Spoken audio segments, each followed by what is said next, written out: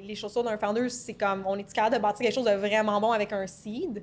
Fait que souvent, on fait des études de faisabilité où on va aller même des fois faire du prototypage ou tester des premières versions du produit. What's up, folks? Bienvenue sur Ça se passe.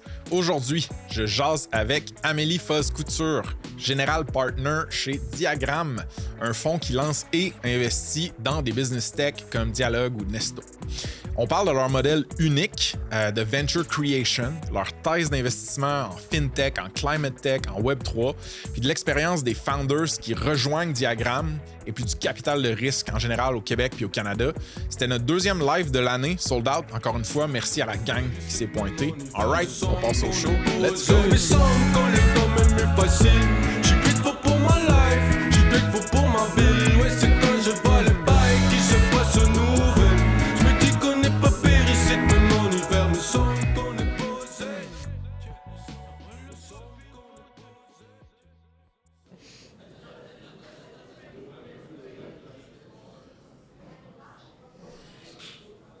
Ça dit quoi, in the back? On est-tu pas mal, genre, tout le monde là? Il reste-tu du monde qui grignote le focaccia? Je pense qu'on est pas mal rendu, hein? Au niveau du son métaux, qu'est-ce que ça dit? Ça sonne-tu aussi bien que tes nouveaux singles qui viennent de sortir sur Spotify si le monde veut aller voir METO? Ouais, super. Bon, Joël, de ton bord, côté les gens pis tout, c'est pas mal. Je peux y aller? Il amène des chaises, ça va peut-être faire du bruit. Fair. Parfait. On enregistre déjà, nous autres, anyway? Ouais? Ben, je vais en profiter pour faire ma petite intro à main avant de t'introduire, Parfait. toi. Premièrement, comme d'habitude, je ne prends pas pour acquis le fait qu'il y ait des belles personnes talentueuses qui se déplacent pour venir jaser puis écouter ce qu'on a à dire. Fait à tout le monde qui sont venus, on avait 75 billets, on était sold out encore une fois. C'est le 11e sur 14 shows qu'on est sold out. Fait que je suis super fier et super heureux de vous voir ici. Merci. Merci beaucoup. Wu-Tang. Je m'étais dit que j'allais lancer le Wu-Tang chez Diagram au moins une fois. J'ai quelques remerciements à faire parce que ça se passe dans le fond, ça doit générer de l'argent étant une compagnie indépendante financée entièrement par moi. Donc, il y a des gens qui nous aident à avoir du revenu contre un package de visibilité, puis c'est des partners, ce qu'on appelle nos partners certifiés. Il y en a 4 que je veux remercier en premier. Le chiffre, je sais pas si on a des gens du chiffre qui sont là ce soir. Moi, j'étais chez le chiffre hier soir, ça a fini tard, fait que peut-être qu'ils sont pas là. Comptable, fiscaliste, CFO fractional extraordinaire. Je les recommande, je suis client, moi, et satisfait. Leviat Légal, qui est un cabinet, une firme d'avocats qui sont basically des programmeurs en cravate. Encore une fois, je suis un client satisfait, je les recommande. Ils ont vu je sais plus combien de deals de financement, de conventions, de M&A. Check them out. Il y a Baseline, qui est notre partenaire en AI, en accompagnement, puis en développement, puis en prototypage, en intelligence artificielle. Fait que si vous êtes un SaaS ou une compagnie de tout genre, en fait, qui a besoin de creuser là-dedans, c'est des super beaux partners. Sinon, cette année, on a un nouveau que j'aime beaucoup. Éric Pinet et sa gang de Unicorn, qui font de l'info nuagique, AWS, puis qui viennent de lancer un SaaS spécifique pour la gestion des coûts, puis l'optimisation des coûts AWS. C'est insane ce qu'ils font. Tout ce beau monde-là, je fais du contenu avec eux autres, je parle avec eux autres, puis j'ai jamais l'impression de travailler pour eux autres parce que j'ai des conversations que je voudrais avoir anyway. Sont tous dispo sur saspace.com/partenaire avec un S. Cette année, on a aussi 3 partenaires produits que je veux mentionner. Il y a Vasco, pour votre croissance, si vous êtes sur le bord d'être une scale-up ou une scale-up, votre go-to-market, mesurer tout ça, allez voir ça. Il y a Missive pour vos communications multijoueurs par courriel à l'interne, Epic Produits. Puis il y a le studio de développement no-code Apollo 13, prototypage, développement de side projects, de web apps, c'est insane ce qu'ils font. Toute la plateforme de Ça se passe, ça roule là-dessus. Et maintenant que j'ai presque terminé mes remerciements, le dernier, mais non le moindre, c'est Diagram. Les bureaux ici sont insane. Il y a un paquet de compagnies de fleurons québécois, comme dirait la presse, qui vivent et qui construisent ici. Amélie, toi, ta team, Benjamin, vous avez été des hôtes excellents. Puis vous avez accepté de vous prêter au jeu pour faire du contenu avec nous. Fait que merci beaucoup à Diagram surtout. Merci à vous. All right. Joël, j'ai pas oublié personne cette fois-ci, hein? All good? Parfait. Je commence souvent le pod en demandant comment qu'on se connaît. Dans notre cas, j'aimerais ça qu'on donne le crédit à la personne qui nous a introduits puis à la compagnie. Fait que tu peux y aller. Oui, donc on s'est fait présenter par Géraud de Sourcing, qui sait à quel point je travaille fort pour connaître tous les meilleurs entrepreneurs basés au Québec et qui m'a dit « Tu dois parler à Frank. » Exactement. Et maintenant, t'es prise pour faire un pod là avec moi. Mais merci beaucoup, Géraud, puis tout.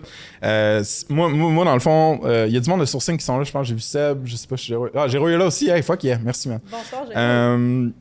Moi, faire de quoi avec Diagramme, c'est un fonds un venture studio qui est assez unique, qui a un modèle spécial. J'ai voulu faire du content puis genre avoir des conversations avec vous autres depuis le début de Ça se passe, fait que je suis vraiment stoked qu'on soit là. Pour vous setter vos attentes, le monde qui sont là aujourd'hui, on va se parler pendant roughly 60 minutes. Il va y avoir une période de questions à la fin. Il y a un micro là qui est debout. On fait bien attention au Phoenix, s'il vous plaît, qui est à côté, c'est important. On pose les questions dans le micro, pas avec le Phoenix. Et puis, on va prendre 3-4 questions à la fin, là, roughly 15 minutes. Puis nous, on va avoir notre discussion. Fait que, works, ça fait du sens. Parfait, on est parti. Amé, pour quelqu'un qui te connaît pas nécessairement, si tu veux me faire un petit recap de t'es qui, ton background, ça ressemble à quoi, shoot-moi ça. Oui, super. Bien, Amélie, je suis General Partner chez Diagramme. Je mène notre nouveau fonds, qui est un fonds de 80 millions, qui investit dans le Climate Tech. Donc, on va se lancer à s'expliquer c'est quoi le Climate Tech. Puis, ça fait 6 ans que je suis avec l'organisation. Puis, vraiment, j'ai le plaisir, ma job, en gros, là, c'est trouver des belles opportunités, de créer des entreprises, matcher ces opportunités-là avec du talent entrepreneurial qui sont excités de s'attaquer à ce problème-là, puis les financer dans leur première ronde, puis les accompagner dans leur croissance. Insane. Puis Diagramme, as-tu l'impression qu'on vient d'expliquer un peu ce qu'il faisait juste avec ça? Ben, tu sais, pas mal. En gros, pour les gens qui ne nous connaissent pas, on est un venture studio, un créateur d'entreprise en français, et une série de fonds. Fait qu'on existe depuis 2016. Dans ces années-là, on a levé jusqu'à 400 millions de dollars canadiens à travers 5 fonds. Puis vraiment, ce qu'on fait en majorité, c'est on crée des entreprises à l'interne, comme je l'expliquais, puis on va chercher du talent entrepreneurial avec qui s'associer pour les lancer. On en a créé environ 25 dans ce modèle-là jusqu'à maintenant. La toute première, en fait, c'était Dialogue, l'entreprise de télémédecine qui a encore certains bureaux là, dans l'édifice. Donc, on est choyés d'avoir eu la chance de participer à cette aventure-là. Puis, peut-être la seule chose que les gens savent moins, si je peux me permettre, c'est que depuis les 2 dernières années, on peut aussi investir dans des jeunes pousses qui ne sont pas nécessairement des compagnies qu'on a démarrées à l'interne. Fait qu'on est, je dirais, en grande majorité un venture studio, mais aussi un investisseur traditionnel de capital de risque. Super, c'est super bien résumé, puis on va pouvoir creuser dans les particularités de ça. Avant justement qu'on creuse dans nos discussions préparatoires, puis quand on a appris un peu à se connaître, j'ai appris que tu as travaillé en fashion chez Essence. Yes, sir. Fait que c'est quand même des gros street creds, surtout au niveau du swag. Donc ma question, c'est qu'est-ce que moi, en tant que lame tech bro, je pourrais faire pour améliorer mon swag? Ben, OK, j'ai vraiment réfléchi fort, là. Nice. Vraiment, je dirais que ton swag de Tech Bro est quand même à un bon 9 sur 10. Puis, je pense que tu as déjà l'item clé, qui est... La calvitie. Non. Ah, okay. Fuck. Excusez. La tuque qui couvre pas les oreilles. Ça, là, c'est l'item clé. OK. Mais non, sans joke, ayant travaillé dans le monde de la mode, mon pro tip numéro 1, c'est s'habiller tout en noir. Ah ouais, hein? Ben, tu le respectes en plus. Ça marche, on dirait. Ouais. OK. All black pour les shows, peut-être. Je le prends. C'est excellent. On a arrêté de parler de moi. Inquiétez-vous pas, tout le monde. Je vais essayer de pitcher, moi, le modèle de Diagramme de la manière que je le comprends, puis tu vas me dire si il me manque quelque chose ou si je suis dans le champ. Fait que vous autres, vous avez une équipe de monde talentueux puis brillant. Vous avez des ressources aussi.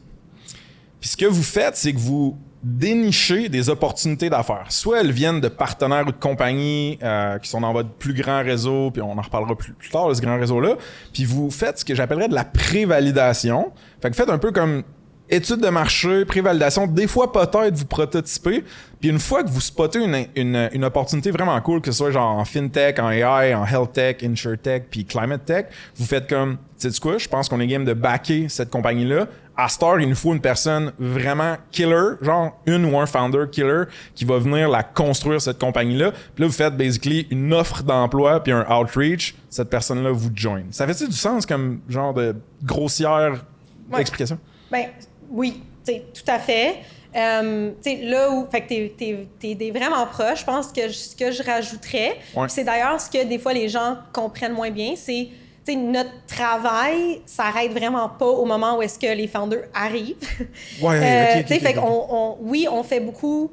En gros, je vois ça en 2 phases. Fait qu'on a une phase de création d'entreprise. Fait que c'est vraiment ce que tu as décrit, là, puis on pourra découper ça dans qu'est-ce que ça veut dire. Mais en gros, c'est le travail que tu ferais si tu étais un founder ou une entrepreneur dans ton garage, là, comme à te questionner est-ce que l'opportunité est bonne. Puis, mais c'est qu'on fait ça à répétition tous les jours. Fait évidemment, on est bien équipé, bien outillé pour le faire. Puis, on élimine beaucoup d'idées dans le processus parce que les idées sont pas toutes bonnes. Fait on donne un peu ce head start-là à l'équipe. Mais une fois que l'équipe arrive, on travaille de manière vraiment proche avec les entreprises aussi. Fait que ça veut dire plusieurs choses. Évidemment, on est co-founder des entreprises qu'on lance. Fait que quand l'équipe arrive, au début, c'est nous qui sommes shareholders de l'entreprise. Il n'y a personne d'autre. La coquille est déjà créée maintenant. La coquille est déjà créée. Quand l'équipe va arriver, la majorité de l'équité va être assignée à l'équipe, vraiment la grande majorité. Mais on demeure des co-founders. Fait que il faut nous voir comme ça. Puis, dans notre thèse d'investissement, on se questionne vraiment sur, dès le début de l'idée, on se questionne vraiment sur comment est-ce qu'on va faire pour aider cette équipe-là. C'est quoi les choses que notre écosystème peut amener? C'est quoi les relations commerciales? Peut-être des partenaires pilotes, des partenaires de distribution quand l'entreprise sera plus grande, avec lesquels on pourra matcher cette entreprise-là. Fait que le travail ne s'arrête pas quand l'équipe arrive. C'est comme plus le travail commence, je dirais. Fait qu'à ce moment-là, on va vraiment travailler prochement avec les entrepreneurs. On prend tout le temps un board seat. On les accompagne vraiment dans... Selon moi, ce qui est important d'un bon board member, d'un beau co-founder comme nous aussi, c'est tout dans la priorisation. Au début, là, c'est comme, OK, tu as 12-18 mois de financement de runway. Il faut que tu bâtisses ton produit, il faut que tu arrives à tes bons milestones. Fait vraiment les aider à bien prioriser tout ça pour s'assurer que ils s'attaquent aux bonnes choses le plus rapidement possible. Puis, on continue à les appuyer du côté financier aussi. Fait que, on lead d'habitude le pre-seed, on va leader le seed aussi. Mais on va pouvoir, on réserve jusqu'à 5 millions de capital par entreprise pour participer également à la série A. Puis, on a même un fonds d'opportunité qui peut investir à partir de la série B. Fait que, tout ça pour dire que le travail ne s'arrête pas là, au moment où les entrepreneurs arrivent, au contraire. Je te file. J'ai 2 points d'interrogation que je veux que tu clarifies, s'il te plaît.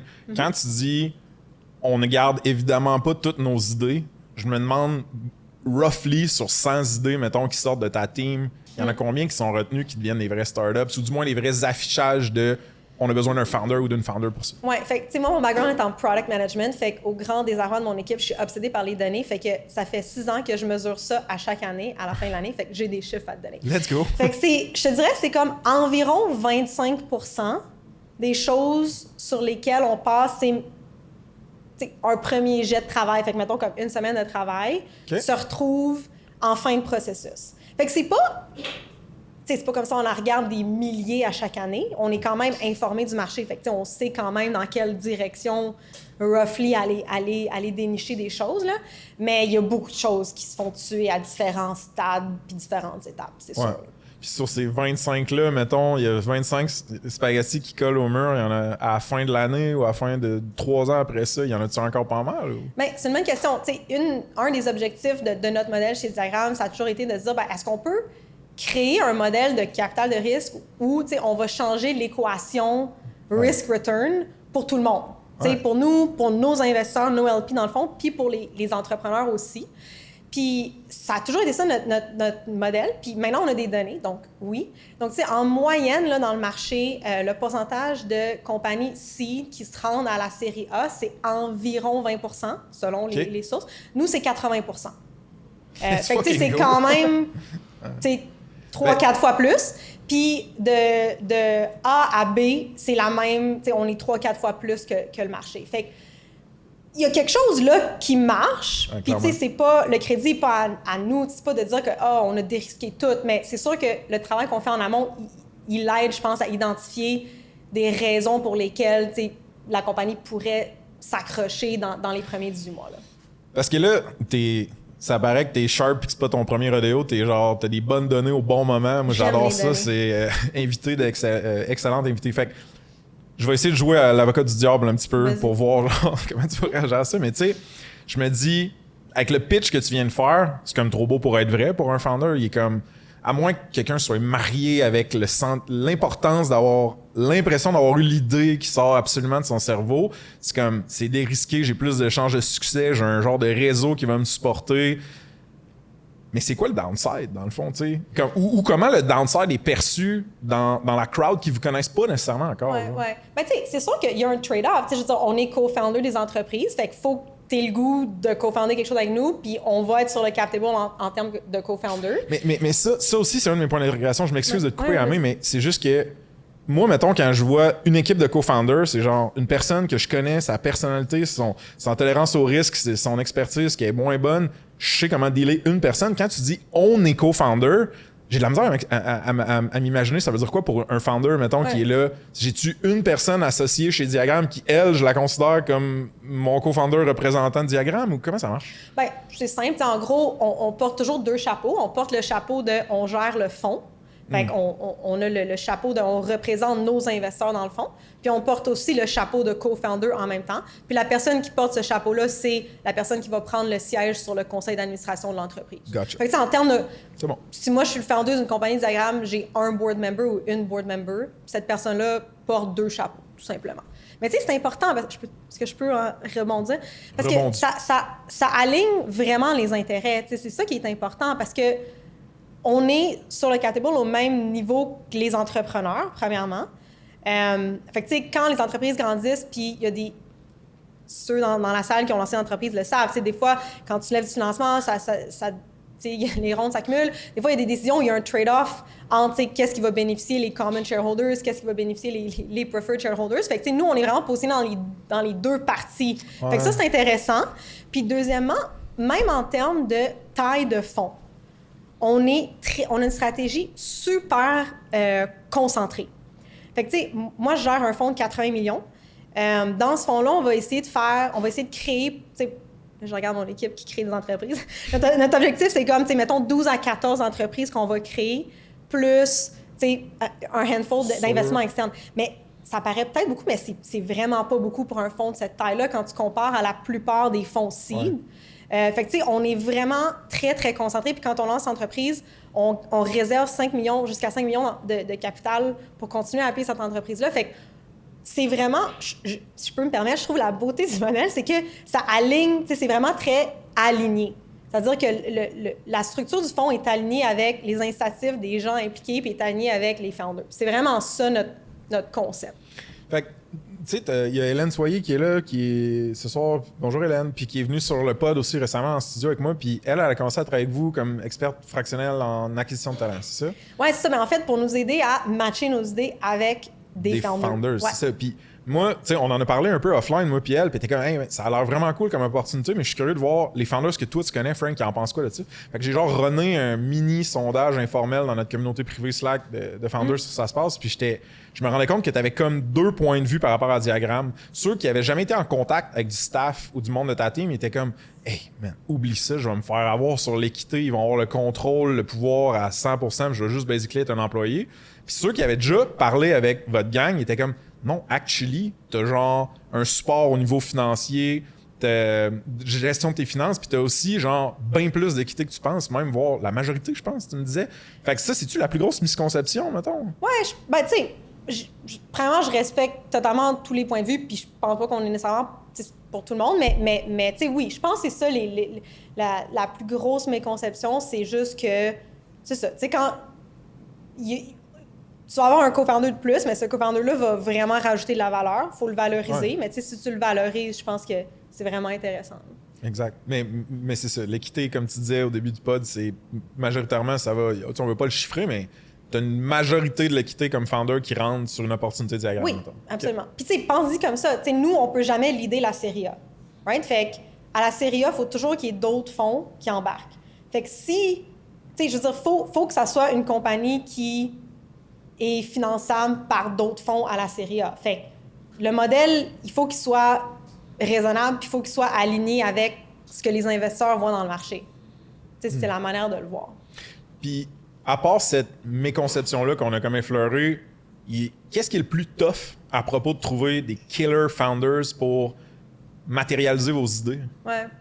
Ben, c'est vraiment drôle, tu sais, à travers les 6 dernières années, je trouve que il y a comme tout le temps un bottleneck dans ma vie, là. C'est tout le temps comme soit les idées, soit le talent, parce que c'est ça, tu sais, notre job, c'est vraiment comme matcher les idées et du talent.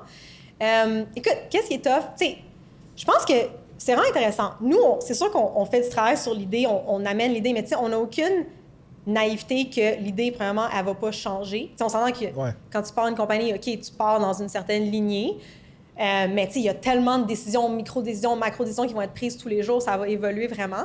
Mais tu sais, fondamentalement, il faut que la personne soit excitée par le problème puis qu'il ait le goût de passer comme les prochains 10 ans de leur vie à bâtir cette entreprise-là. Fait que tu sais, c'est sûr qu'il y a comme un gros processus de matcher le bon problème avec la bonne personne. Puis... T'as-tu pas mal de first-time founders ou c'est souvent deuxième, troisième run dans le rodéo, genre? Ça dépend. Tu sais, je te dirais que notre modèle idéal, c'est plus repeat. Mais tu sais, ce qui est intéressant... Ça va avec le dérisquage. Oui, ça va avec le dérisquage. Mais tu sais, ce qui est intéressant, je trouve que notre modèle, il résonne aussi plus avec ces gens-là. Pour 2 raisons. Premièrement, je pense que quand ils ont vécu, tu sais, la ride une fois, ils ont peut-être une meilleure compréhension de c'est quoi les défis que je vais probablement rencontrer, puis comment est-ce que, tu sais, ce co-founder-là, cet écosystème-là va pouvoir m'aider. Puis ça, avec tout le respect, tu sais, c'est juste que je pense que quand tu l'as pas vécu, c'est comme dur. Tu sais, moi, je te dis, on va t'aider, mais c'est dur pour les gens de comprendre qu'est-ce que ça veut dire. Ouais. Puis la deuxième chose, c'est que souvent, tu sais, quand tu pars, puis là, je serais curieuse d'avoir ton opinion, mais souvent, quand tu pars ta première entreprise, c'est comme un problème que toi, tu as vécu dans ta vie, puis là, tu vois l'opportunité, puis tu dis, OK, je vais partir une entreprise. Ouais. Mais quand tu as fait ça, tu as eu ton exit, puis là, tu es comme, OK, genre, on se relance. Mais là, des fois, le problème, il devient moins comme, tu sais, il tombe moins du ciel. Fait que là, ça devient vraiment cool d'avoir une plateforme où est-ce que, tu sais, je passe beaucoup de temps à parler avec ce genre de personnes. Ils sont comme, OK, tu sais, je pense peut-être me relancer dans la prochaine année. Tu sais, j'aimerais ça savoir c'est quoi vos projets. Fait qu'on dirait qu'on vient peut-être même plus régler un problème pour ces gens-là parce qu'ils veulent se relancer, mais ils cherchent l'idée. All right, folks, un petit shout-out à Unicorn, partenaire certifié, ça se passe. C'est une firme d'experts en info nuagique, AWS, Amazon Web Services, qui ont les talents et les processus pour migrer, scaler, optimiser les infrastructures cloud pour les startups et les SaaS. Il n'y a pas de jargon inutile dans leur affaire, pas de solution démesurée, juste une team de passionnés dev puis cloud qui peuvent vraiment vous conseiller, vous sauver des bidous, puis même construire du produit avec vous. Check them out sur saspace.com/partenaire avec un S. Il y a une solide entrevue avec le founder Éric Pinet. OK? De retour au pod. C'est parce que quand tu builds une startup, il y a le fameux 0 à 1 là, qu'on parle souvent, puis il y en a qui disent « Ah, moi, je suis toujours un 0 to 1, blablabla. » Mais tu as aussi le 0 à 0.1, mettons, là, qui fait souvent chier, que tu te trompes souvent, que tu terres à travers des hypothèses et des problèmes que finalement, le monde ne sont pas prêts à payer pour ça, ils s'en crissent. Puis pour le monde qui ont comme moins de temps devant eux que derrière, je sais pas si j'ai bien calculé mon temps en disant ça, je pense que oui. Anyway, pour le monde qui sont déjà passés par là, il y en a qui sont comme « Hey, j'ai juste le goût de builder. » genre. Ouais, non, tout à fait. Fait que c'est ce bout-là, moi, que je trouve intéressant. C'est exactement ça. Qui match avec vous autres.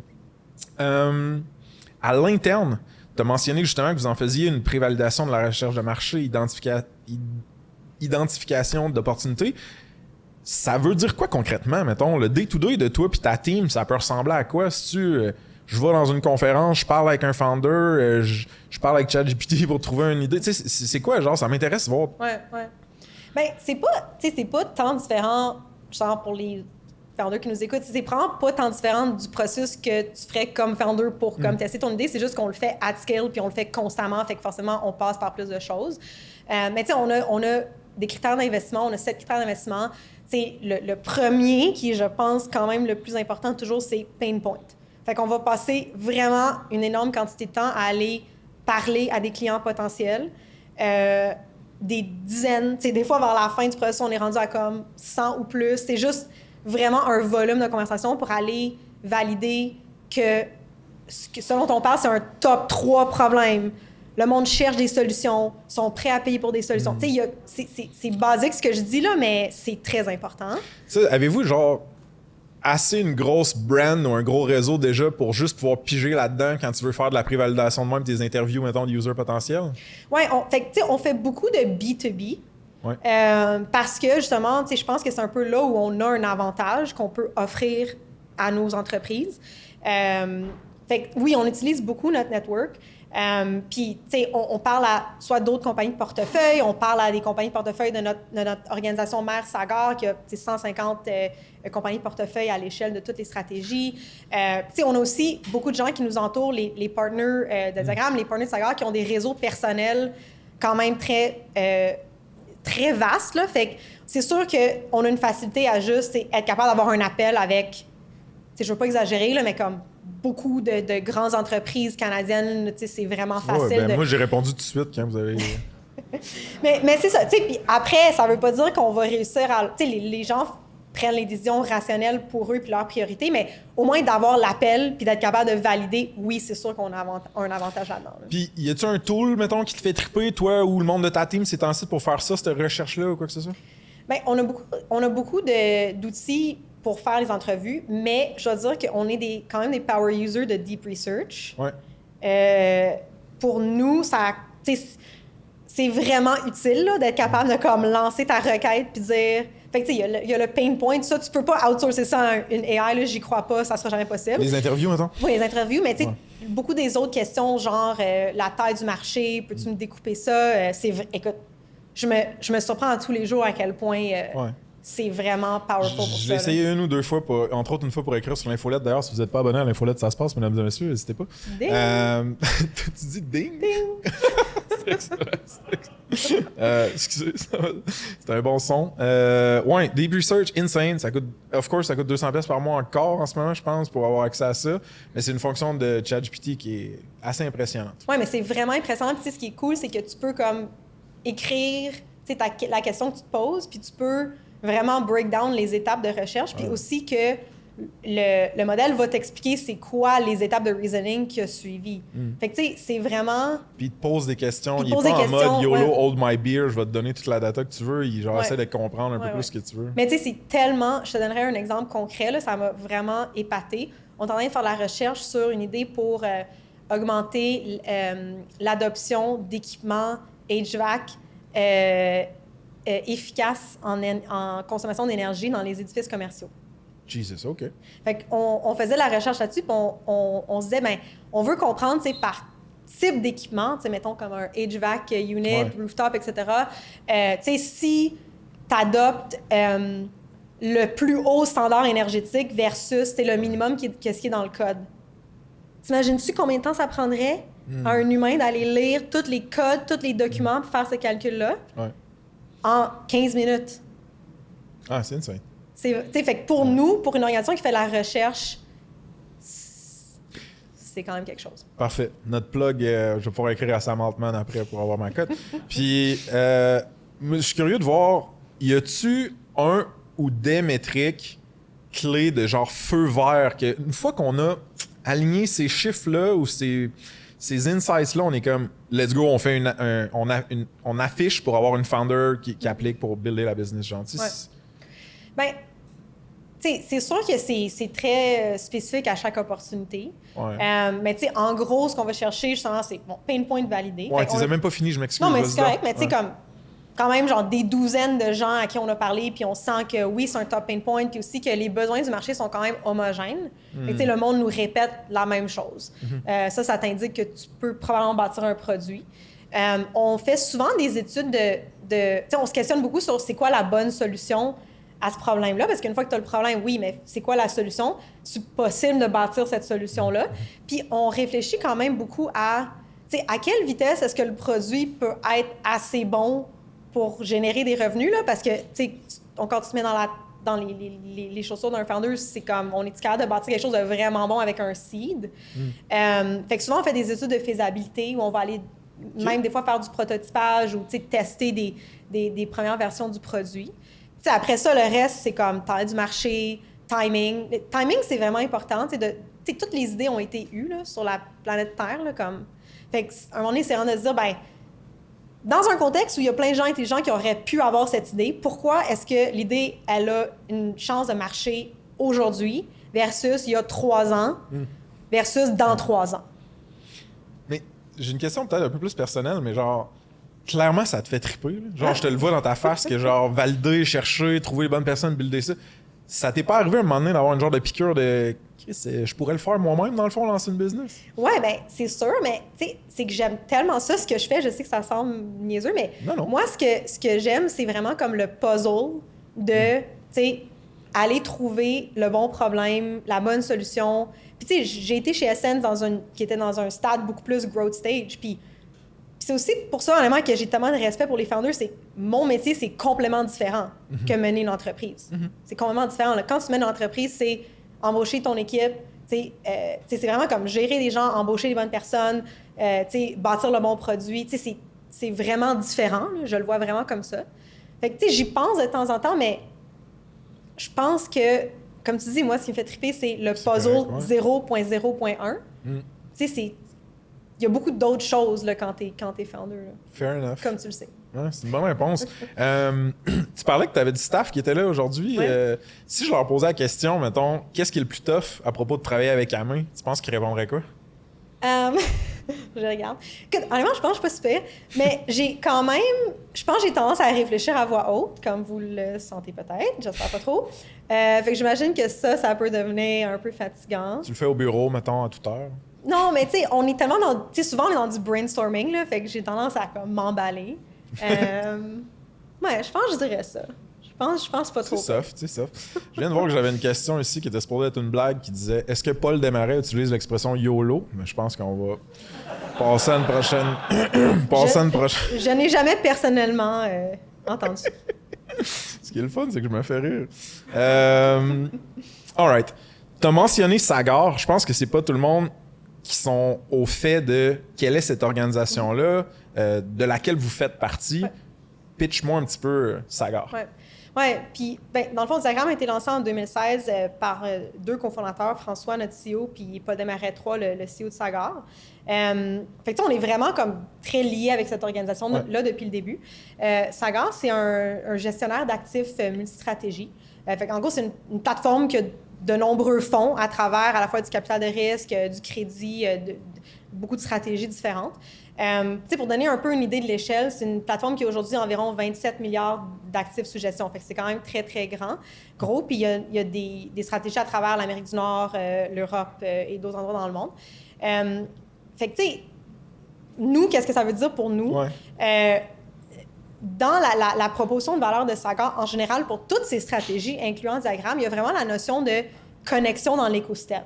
Fait qu'au niveau de Sagar, il y a même une équipe, vraiment une équipe de partenariat qui sont des gens à temps plein, dont l'objectif, c'est de faciliter des connexions entre les compagnies de portefeuille de toute la plateforme et des clients potentiels, qui peuvent être des investisseurs dans d'autres stratégies, qui peuvent être des partenaires d'affaires.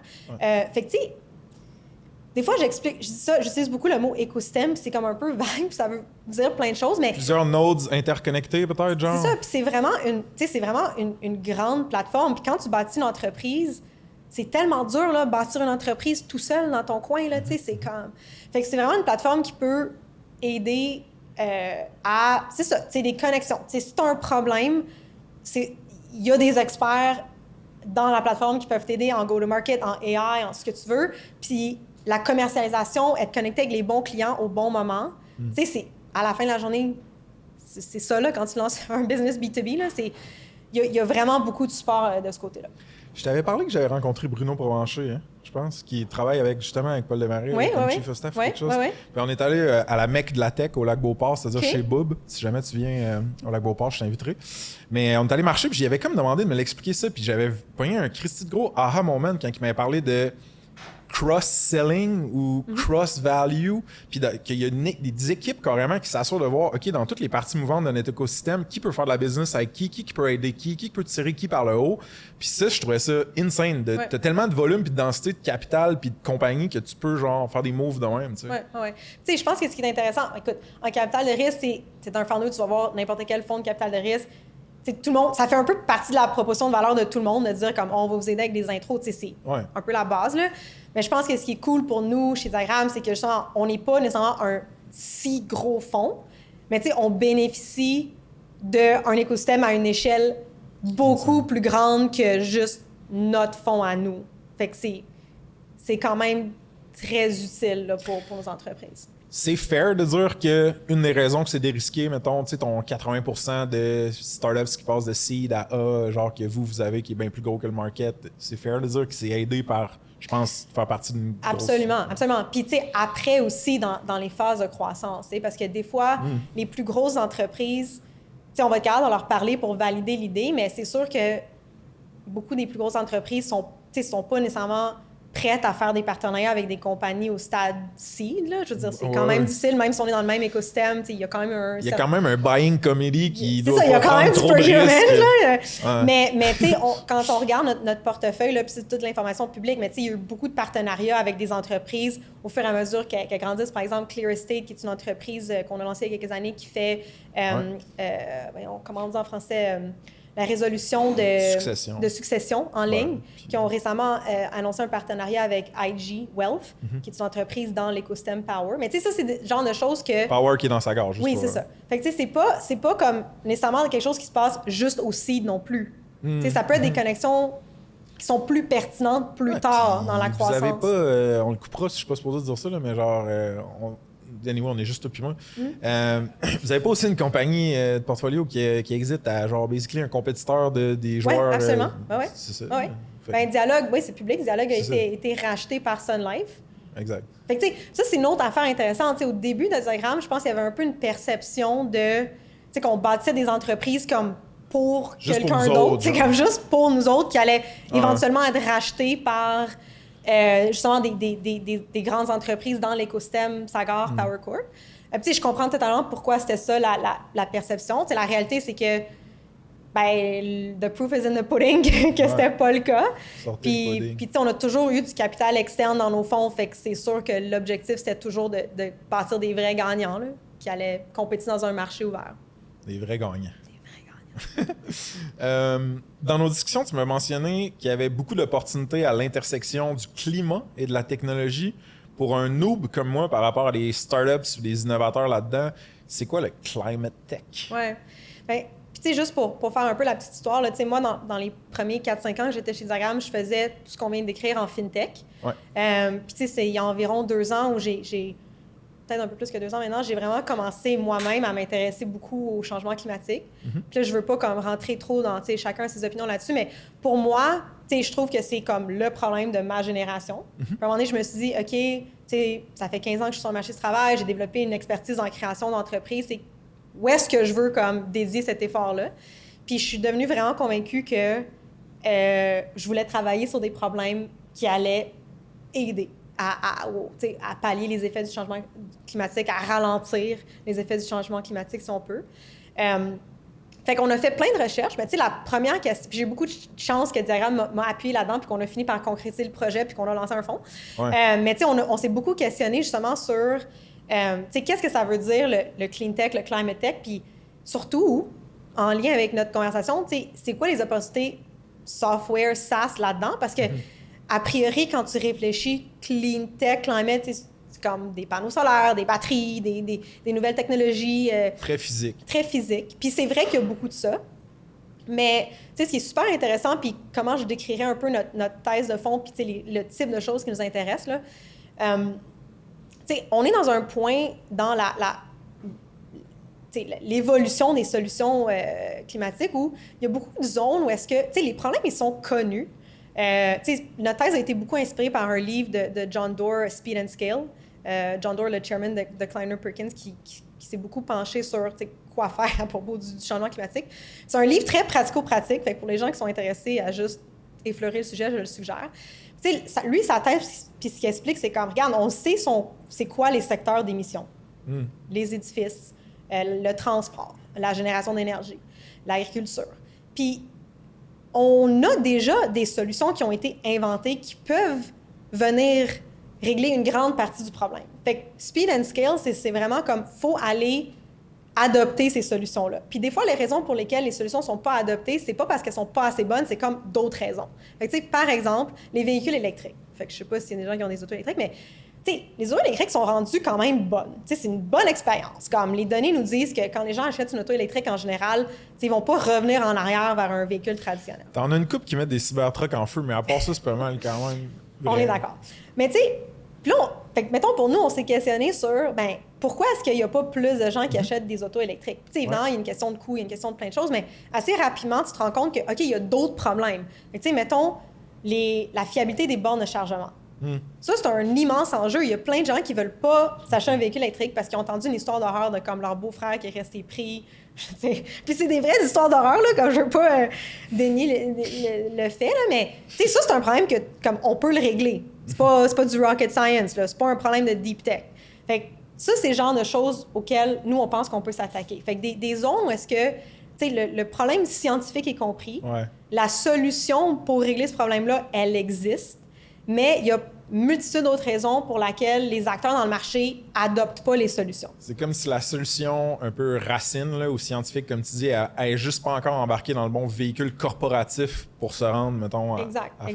J'ai une question un peu personnelle, puis c'est ça, tu réponds pas au pire, mais genre, devenir parent, ça a-tu joué sur genre ton attrait, ton attirance pour le climate tech, puis tout ça? Ouais, ben tu sais, j'ai mon pivot de, si on peut appeler ça comme ça, là, mon pivot de carrière un peu s'est fait avant que ma fille soit née, mais je pense que oui. Puis je l'entends beaucoup, en fait, de beaucoup des entrepreneurs à qui on parle. Tu sais, souvent, je parle à des gens qui ont lancé une entreprise dans un autre domaine complètement différent, puis qui ont eu du succès, puis qui ont eu des familles. Puis là, ils sont comme, OK, j'ai le goût de me relancer, mais tu sais, j'aimerais ça faire quelque chose qui a un impact positif. Puis c'est pas pour dire que l'impact positif, ça a besoin d'être climatique. Là, le doute de Hopper, c'est vrai de ça. C'est Frédéric... C'est quoi son nom de famille? Fred Lalonde, oui. Ben, tu sais, je peux pas parler pour lui, mais c'est un exemple. Puis ça, je l'entends beaucoup. Tu sais, je l'entends beaucoup des founders potentiels à qui on parle. OK. Comment qu'on incruste l'AI dans le climat? C'est-tu genre... Parce que là, il y a plein de monde qui vont dire plein d'affaires là-dessus, mais mettons, c'est une opportunité, c'est une menace, c'est les deux, genre? Ouais. Ben, écoute, les deux, clairement. Tu sais, je pense que oui, il y a des belles opportunités. C'est sûr que nous, tu sais, dans notre processus de création d'entreprise, la manière dont on réfléchit aux produits a beaucoup évolué là, dans les derniers 12-24 mois. C'est-à-dire que, tu sais, presque toutes les idées sont AI-enabled in some way. On n'ignore pas ça. Je pense aussi que, spécifiquement en climat, il y a beaucoup de gros enjeux comme la gestion du réseau électrique, où clairement, il y a des opportunités pour des modèles physiques, donc des modèles qui se connectent à un vrai environnement physique avec des sensors, avec d'autres choses, pour optimiser. Comme le réseau électrique, c'est le cas, un cas prototypique d'optimiser l'offre et la demande. Mais oui, je pense qu'il y a aussi des gros enjeux, puis ça aussi, on travaille là-dessus, par exemple. Donc, la consommation énergétique de l'intelligence artificielle puis du compute en général. Ça, je pense que c'est un enjeu qui commence à ressortir un peu, là, qui est encore un peu en dessous du radar, mais c'est quelque chose personnellement qui m'inquiète un peu parce que je pense que si on se met tous à utiliser ChatGPT ou d'autres outils pour poser des questions qui peuvent être très facilement répondues juste par Google ou des searches normaux, tout ça, ça a un coût carbone, là. Un search ChatGPT, c'est presque 10 fois plus de CO2 qu'un search Google. Fait que c'est toutes des choses qu'on pense pas, mais à l'échelle du monde, ça va se multiplier puis ça va devenir quand même quelque chose de substantiel. Je me sens mal d'avoir starté un deep research sur dis-moi qui est François Lantinado en profondeur. Non, mais c'est un bon call-out. Je suis content que tu le fasses. As-tu des exemples concrets pour rendre ça plus... juste concret, man, le fond, tu sais, des business que vous avez aidés ou qui sont en train de scaler à travers le Climate Tech Fund? Oui, tout à fait. Ben, tu sais, le premier problème dont j'ai parlé, là, des bornes électriques, tu sais, nous, on a lancé une entreprise pour régler à ce problème-là. C'est la première entreprise qu'on a lancée dans le fond qui s'appelle Rely On, qui est menée par Benoît Lacroix. Puis, tu sais, c'est vraiment ça que l'entreprise fait. Fait qu'eux, ils sont en train de bâtir un outil qui dessert les opérateurs de bornes électriques, de bornes de chargement. Puis c'est vraiment pour aider ces opérateurs-là à justement avoir une vue d'ensemble sur leur réseau, savoir quelle borne fonctionne et ne fonctionne pas. Ça semble un peu basique ce que je dis, mais c'est une industrie vraiment naissante, en croissance, fait qu'ils n'ont pas encore vraiment tous réglé ce problème-là. Puis d'être capable de diagnostiquer les problèmes à distance le plus possible, puis ensuite de dispatcher la bonne personne avec les bons morceaux de remplacement pour l'équipement. Tu sais, pour ce genre de business-là, en main, là, j'imagine que vous avez des métriques de retour sur investissement, pardon, qui sont extra-financières, right? C'est un peu comme l'impact que tu vas avoir sur, mettons, le climat. Je parlais avec Sylvain Carle dans le studio hier, puis il m'expliquait un peu l'investissement d'impact, puis tout ce genre de métriques-là, ça fait-tu partie de votre due deal ou de votre gouvernance de checker ça? Oui, tout à fait. Ben, en fait, nous, on l'a approché de manière très pratico-pratique. Fait que quand on a levé le fonds, on a dit à nos investisseurs, on rajoute l'impact comme un critère d'investissement. Okay, fait qu'on l'a rajouté. C'est un critère qui vit dans notre liste de critères au même niveau que les autres. Fait qu'on approche vraiment ça comme...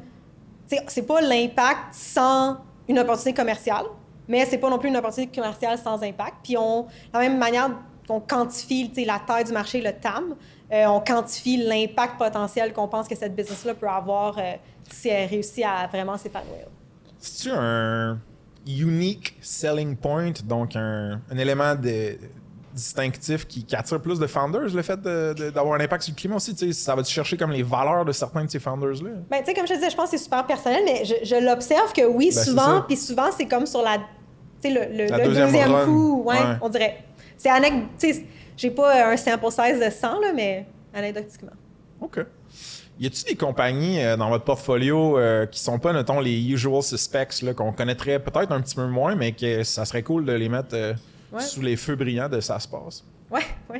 Bien, je pense que les gens connaissent bien Dialogue, Nesto.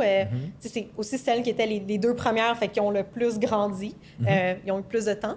Je pense qu'il y en a plusieurs. Une des premières entreprises qu'on a lancées en lien avec le climat, mais qui était en fait dans notre fonds FinTech, c'est Novisto. Novisto, c'est une entreprise basée à Montréal qui est vraiment un pur SaaS. Fait que c'est comme un parfait fit pour notre discussion.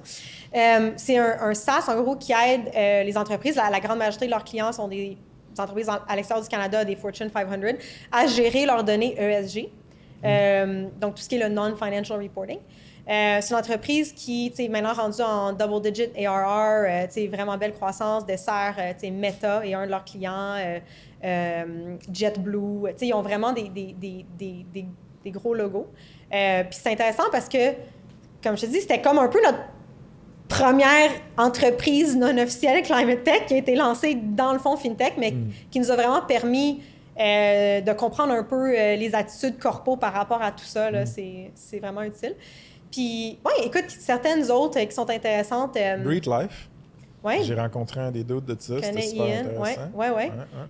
Breed Life, c'est une des 3 compagnies. Fait qu'on a eu 4 exits jusqu'à maintenant. Dialogue, qui a fait un IPO en 2021. Puis Breed Life, c'est une des 3 autres. Par Zinnia, c'est ça? Oui, par Zinnia. L'acquisition. Oui. Puis Clear Estate, là, je dois t'avouer que, en tout cas, on s'en reparlera offline, mais j'aimerais ça un moment donné leur parler parce que récemment, malheureusement, côté personnel, on a perdu quelqu'un dans la famille. Là, puis quand t'es un adulte puis tu le vis, le pain de genre gérer une succession, tu fais comme my fucking... Puis quand t'es en tech, tu te dis my fucking god, il doit avoir une manière de mieux gérer ça que ce que X, Y, Z personne dans ma vie, ma famille est en train de vivre. Fait que je trouve ça extrêmement intéressant de s'adresser à des problèmes pas sexy. Puis que le end user, c'est même pas nécessairement la personne qui va l'utiliser, mais c'est tellement important pour le reste du monde qui gère tout ça. Fait que ça serait vraiment cool de pouvoir leur parler à un moment donné. Puis tu sais, revenir à notre point de matcher avec les idées avec les founders. Un des co-founders de cette entreprise-là, Alex Gauthier, quand on a commencé à lui parler, ben il venait de vivre un deuil. Puis tu sais, je pense que c'est le genre de truc où est-ce que, tu sais, quand tu as vécu le problème... Première fondée. OK, c'est bon. Mais il était dans d'autres entreprises. Bon. Mais le problème, il a vraiment parlé. Puis que tu l'inviteras, il va pouvoir te raconter ça. Mais... Vraiment. Puis des cuvées récentes, y en a-t-il une couple que tu veux me faire des shout-outs? Oui, mais peut-être une autre. Puis j'ai parlé un peu brièvement là, du fait qu'on crée des entreprises, mais on peut aussi investir dans des entreprises. Oui, fair. Fait que ça, c'est quelque chose de nouveau parce que... Puis je peux peut-être expliquer un peu pourquoi on s'est mis à faire ça tout d'un coup. Là. Je sais pas, vous avez fait tellement de cash avec les exits que vous êtes genre... Non, c'était pas ça. Mais différents fonds, de toute façon. Mais non, c'était... Écoute, on a, à travers les années, c'est sûr que quand on fait notre travail de validation, on va vraiment deep. Puis comme j'ai dit, on n'est jamais les seuls à avoir les idées. Fait que souvent, ça arrivait qu'on se mettait à rencontrer plein d'entrepreneurs, plein de gens qui tournaient autour du même problème que nous. Des fois, il y avait déjà des gens qui travaillaient sur des idées super intéressantes puis proches de la thèse que nous, on était en train de développer. Puis on n'avait pas la flexibilité dans notre mandat de faire ces investissements-là parce que c'était... Quand tu lèves un fonds, tu dis, ben c'est ça notre stratégie, tu peux pas changer ta stratégie en cours de route, là, c'est pas comme ça que ça marche. Fait qu'on n'avait pas cette flexibilité-là.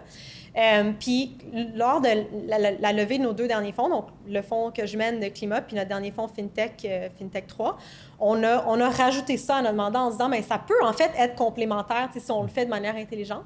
Fait que peut-être une des entreprises dans lesquelles on a investi justement dans le fonds Climate Tech, qui est vraiment cool, je trouve. C'est une entreprise qui s'appelle Skyward, qui est basée en Colombie-Britannique. Puis cette entreprise-là, elle s'attaque au problème des feux de forêt qui sont souvent déclenchés par le tonnerre et les éclairs.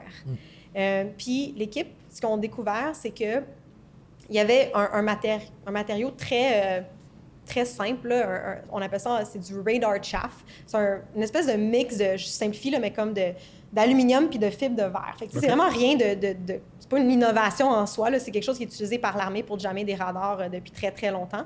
Mais ils ont découvert que si tu lances ce matériel-là dans des nuages au bon moment, dans une tempête, ça réduit significativement la probabilité d'un éclair.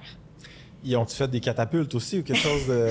Non, fait que c'est vraiment comme, ils mettent ça dans des avions, potentiellement ça pourrait être des drones dans le futur, puis ils relâchent ça, puis ça a vraiment un impact très significatif là, sur la probabilité de l'éclair. Puis, tu sais... C'est quoi, genre? C'est une boule de... Mais c'est comme un matériel... de verre ou c'est un essaim un genre de... Oui, c'est plus ça, c'est comme un matériel lousse là, que tu lances. Là. Je me dis, tu vois ça tomber dans ta cour, là, puis que ça fait une couple de temps que tu n'as pas checké les nouvelles. Ça prend pas une grosse quantité. Mais tu sais, c'est vraiment comme... C'est le genre de truc parce que tu te dis, y a-tu des opportunités software en climat? Mais tu sais, la difficulté de tout ça, là, un avion, ça existe, puis le matériel, il existe. Fait que la complexité puis le IP de cette compagnie-là, c'est vraiment tout le système de c'est à quel moment qu'on envoie l'avion dans le bon nuage. C'est ça, là. Fait que, mais là, il envoie-tu un avion dans un orage, dans le fond, genre? Ben c'est avant, en général. OK, fait que le timing est important. Oui, le timing est très important. C'est pour ça que le software est très important. OK, c'est bon. C'est vraiment insane. Ouais. On s'en va vers notre closing avant de prendre les questions de la foule. Ma dernière, qu'est-ce qu'on pourrait faire pour rendre ça se passe plus utile pour Diagramme et ou l'écosystème? C'est ça un take? Ça peut être critique ou pas? Là. Ben écoute, c'est drôle parce que je trouve que comme nos 2 organisations sont, en fait, on a un peu les mêmes objectifs. Pas les mêmes moyens, par exemple. Un peu les mêmes objectifs. Mais tu sais, moi, j'étais super contente quand on s'est rencontrés parce que... Moi aussi. OK, mais good. Let's go! mais tu sais, nous, une de nos raisons d'être chez Diagramme, puis on a lancé des entreprises au Canada, au Québec, aux États-Unis, mais on a toujours pensé que, tu sais, lancer une entreprise, c'est en général fondamentalement bon. Comme l'entrepreneuriat, ça peut avoir un super bel impact sur le monde, ça crée de la valeur, ça crée de la richesse pour les gens, qui ensuite redistribuent cette richesse-là. Puis en général, ça résout des problèmes qui méritent d'être résolus. Fait qu'on a toujours eu un peu cette vision de comme, est-ce qu'on peut créer une plateforme pour permettre aux talents ici de lancer des entreprises qui peuvent être des gagnants à l'échelle mondiale, idéalement. Puis beaucoup des gens dans l'équipe de Diagramme, dont moi, j'ai étudié aux États-Unis, j'ai travaillé pendant plusieurs années en Californie, puis j'ai décidé de revenir en partie parce que comme je voulais bâtir quelque chose ici. Puis je trouve que ce que tu fais, ça, ça vient rejoindre un peu le même objectif, d'essayer d'appuyer les entrepreneurs d'ici qui veulent faire des belles choses, puis de créer un écosystème autour de ça. Fait que, non, chapeau, je trouve que c'est super ce que tu fais. Fait que c'est continue ton beau travail, mon beau François. Moi, je te dirais que quand on a été acheté par Snipcart, pas par Snipcart, Snipcart, mon ancienne startup, a été acheté par Douda, puis j'ai dû voyager aux États-Unis, ensuite je suis allé en Israël, puis tout ça. Après ça, je me suis dit, tu sais quoi, la prochaine, je vais me concentrer sur le Québec. Ah ouais? C'est un peu moins compliqué, les conditions de développer des compagnies ici. Mais oui, puis je te file, puis j'ai le sentiment que ce soit avec toi, avec ton équipe, ça sera pas le dernier truc qu'on va faire ensemble. J'espère. Parce que l'alignement d'émissions me parle, moi tout. Puis honnêtement, je suis vraiment juste stoked qu'on ait pu creuser dans l'histoire de Diagramme puis dans c'est quoi qui s'en vient pour toi. Pour finir, as-tu une shameless plug, n'importe quoi à promouvoir, c'est le plancher tatou, là? J'ai toujours le même shameless plug qui est qu'on est tout le temps en train de travailler sur des nouvelles idées. Ouais. On a en ce moment, à travers le fonds FinTech que je mène puis notre fonds le fonds Clientech que je mène puis notre fonds FinTech, si je ne me trompe pas, 7 entreprises en démarrage qui recherchent activement des CEO, des CTO, des founders. Fait que Où est-ce qu'on va pour voir ça? Allez sur notre site, tous les postes sont affichés là. Puis je sais que c'est bizarre en tant que founder de comme voir une description de poste, mais c'est la meilleure solution qu'on a trouvée pour afficher ce sur quoi on travaille. Fait que si vous êtes des entrepreneurs, vous réfléchissez à votre prochaine aventure, on serait super content de vous parler. C'est diagramme.com? Diagramme.vc. .vc. On vient de changer ça. 2 sur 3, je me suis trompé. Ça finit bien pour le call to action. Amé, ça a été un honneur, puis merci de t'être prêté au jeu. Merci beaucoup. Merci à toi.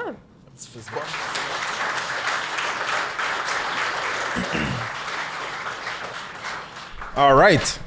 Merci de nous avoir écoutés, d'avoir été là, d'avoir ri à certaines de mes jokes meilleurs que d'autres. Si vous avez des questions, il y a un beau micro là, pas trop loin du Phoenix. On fait attention au Phoenix.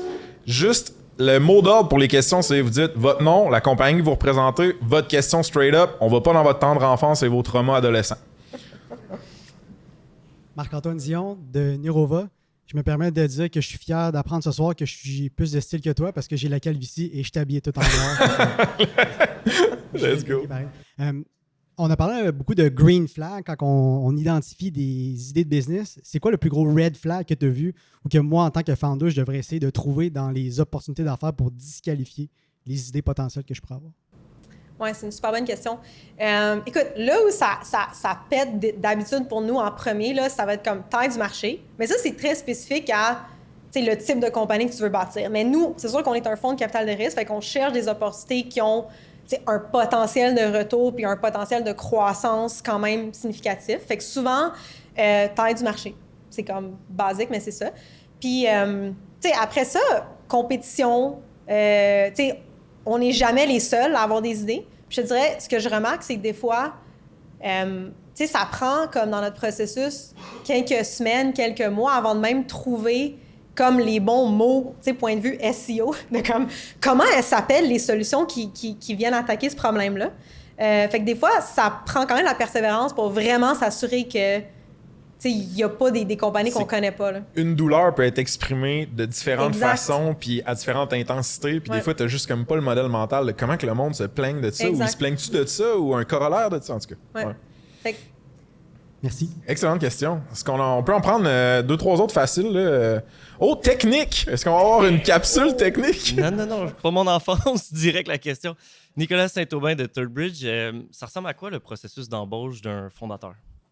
Oui, ça, c'est une bonne question.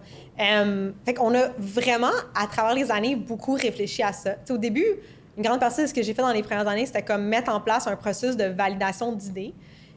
Mais assez rapidement, on s'est rendu compte qu'il fallait qu'on mette aussi un bon processus de validation de talent. Fait qu'il y a comme plusieurs éléments clés qu'on a choisi de faire, nous. Premièrement, on utilise un type d'entrevue qu'on appelle le top grading, puis on n'a pas inventé ça. Pour les gens qui s'intéressent, c'est comme une méthodologie qui a été inventée par une entreprise qui s'appelle GH Smart. Il y a un livre super intéressant qui décrit ce type d'entrevue qui s'appelle Who. Le livre s'appelle Who, W-H-O. Je le conseille à n'importe qui embauche n'importe quel type de talent, fait que je le conseille en gros à tout le monde.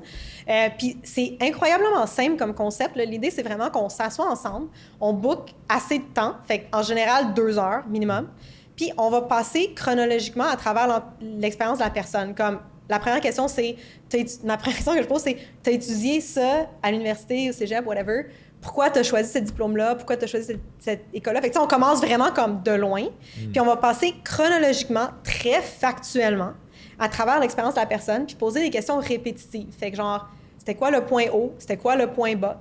Les gens avec qui tu as travaillé, s'il fallait que je leur demande de te donner une note sur 10, qu'est-ce qu'ils diraient?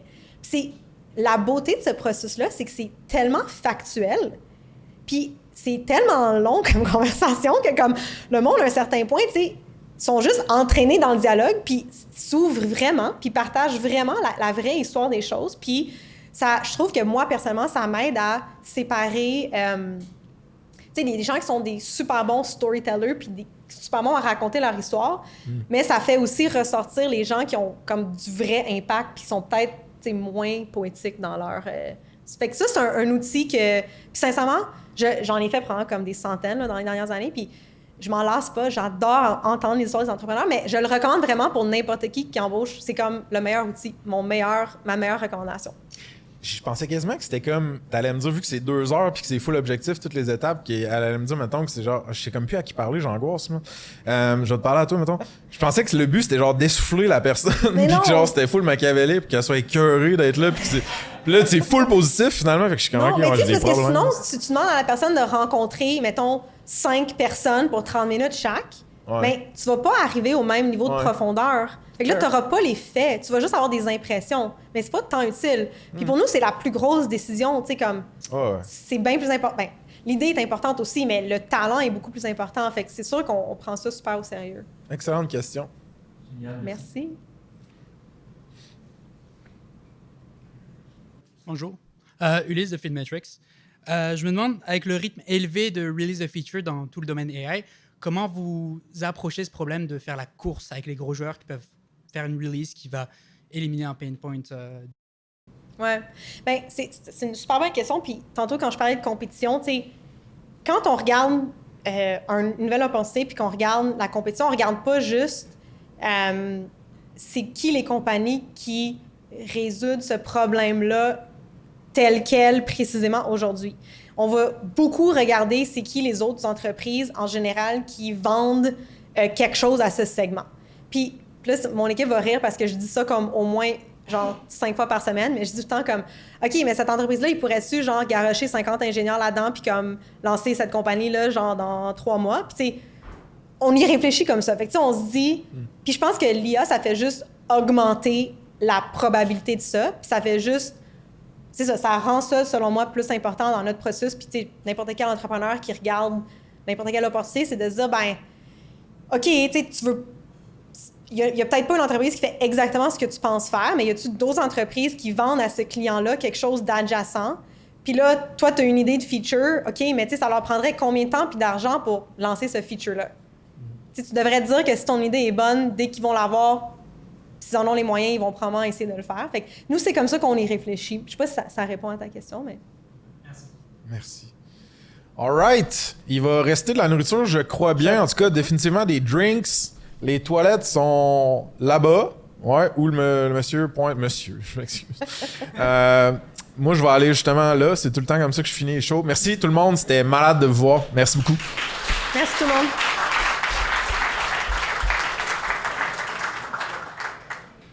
All right, folks. Avec Ça se passe, on a une infolette de feu hebdomadaire qui est très moitié fun, moitié fond à notre sauce. Il y a des hot takes, des expérimentations que je fais, des histoires vraies de SaaS, vraiment pour t'aider à prendre les meilleures décisions, que ce soit par rapport à ta compagnie ou ta carrière. C'est une place où je peux être 100% moi-même. Ça fait du bien, j'adore ça écrire. Fait que d'avoir ce outlet-là, c'est complètement motivant pour moi. Il y a plus qu'il y a 850 SaaS folks puis curieux qui nous suivent. Ça augmente chaque semaine. J'aimerais ça que vous en fassiez partie puis qu'on se rende à 1000 puis qu'on se rende à encore plus que ça. Ben franchement, ça me craint au bout d'avoir des nouveaux abonnés qui se joignent sur l'infolette. Ça me craint à continuer d'écrire, à continuer de faire de la recherche, de me poser des questions, d'analyser ma conversation avec cette fondatrice-là ou ce fondateur-là. Ça pourrait être transformé en un éditorial que moi, j'amène dans l'infolette. Fait que, si vous voulez aussi, vous pouvez joindre les SaaS Pals. On a un petit forfait payant là, qui permet de nous supporter directement comme individu ou comme compagnie. On a déjà plus que 22 personnes qui nous supportent comme ça. C'est insane. J'en reviens pas. Puis eux, ils font ça en échange contre des extra goodies, right? Fait que pense à, mettons, des updates extra que je fais avec personne d'autre qu'avec eux, des previews de la roadmap du podcast, des rabais sur les événements, puis d'autres trucs. Fait que vous pouvez aller sur saspace.com. Il y a un pop-up il y a un pop-up qui va vous apparaître d'en face, en théorie. Puis sinon, il y a, dans le footer, vous pouvez vous inscrire. Sinon, vous googlez SaaSpace puis Beehive. C'est l'outil qu'on utilise pour l'infolettre. Ça me craint vraiment de voir ça grandir. Puis ça me tient à cœur. Fait que check it out. Puis si vous avez du feedback constructif aussi, vous pouvez me le shooter. Alright, folks, un petit shout-out à Apollo 13, partenaire produit Ça se passe. C'est un studio no-code, low-code spécialisé en MVP qui look good puis qui scale pas pire pantoute. Basically, ils bâtissent des killer MVPs rapidement puis à moindre coût avec des outils qui sont très user-friendly. Donc, check them out sur saspace.com/partenaire avec un S. Il y a une solide entrevue avec leur associé et directeur, M. Olivier Rousseau. OK, de retour au pod. Ça se passe, c'est une business d'amour, une business indépendante. Il y a un paquet de choses que vous pouvez faire pour nous supporter dans notre croissance, pour qu'on puisse continuer de créer du contenu de feu, d'organiser des beaux events, puis de mousser, puis de tirer par le haut cette communauté tech-là qu'on a au Québec.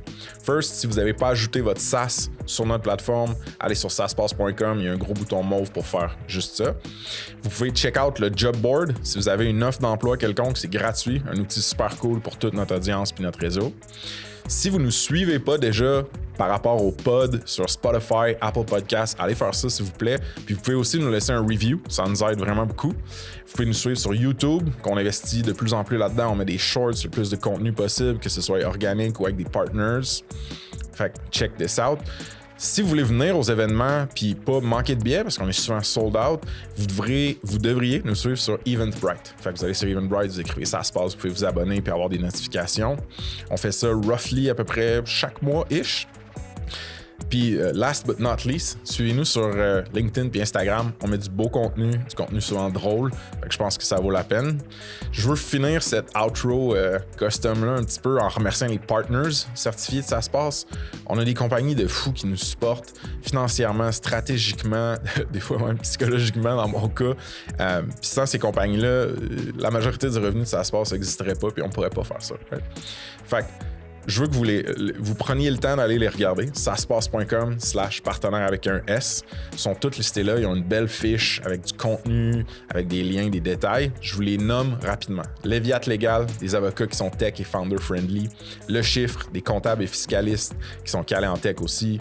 Baseline, des gros geeks pour innover avec les AI. Unicorn, des experts cloud AWS pour optimiser et scaler votre infrastructure. Puis on a aussi cette année des partners produits. Donc Vasco, une plateforme RevOps pour votre go-to-market. Missive, un inbox collaboratif pour vos teams, pour vos communications de team, pardon. Puis Apollo 13, un studio no-code pour construire des MVPs puis des side projects. Vous pouvez tout aller voir sur saspace.com/partenaire avec un S.